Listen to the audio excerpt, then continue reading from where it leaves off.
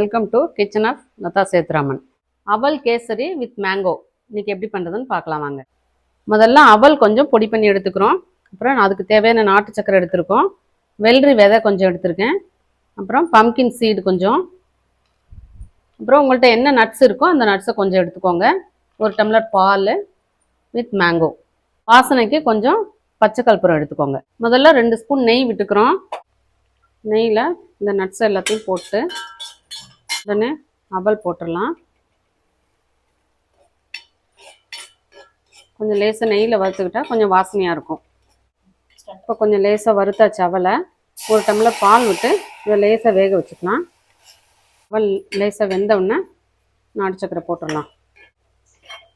கட்டி ஆகாமல் கொஞ்சம் லேசாக விட்டு கிண்டிட்டிங்கன்னா அதுக்கப்புறம் நம்ம மீதி இருக்கிற 2 நட்ஸையும் சேர்த்துடலாம். லாஸ்ட்டாக மேங்கோ சேர்த்துக்கலாம்.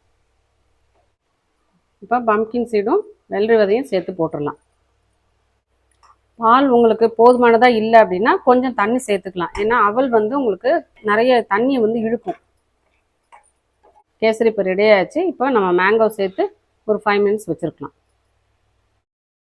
பச்சை கற்பூரம் வாசனைக்கு சேர்த்துக்கலாம். லாஸ்ட்டாக 2 ஸ்பூன் நெய் விட்டுக்கலாம். மேங்கோ அவல் கேசரி ரெடி. கேசரி பவுடர் வேணும்னா சேர்த்துக்கலாம். அப்படி இல்லைன்னா மஞ்சத்தூள் கூட கொஞ்சம் சேர்த்துக்கலாம். ஹெல்த்தியான அவல் கேசரி ரெடி. செஞ்சு பார்த்துட்டு எப்படி இருக்குன்னு கமெண்ட்டில் சொல்லுங்கள்.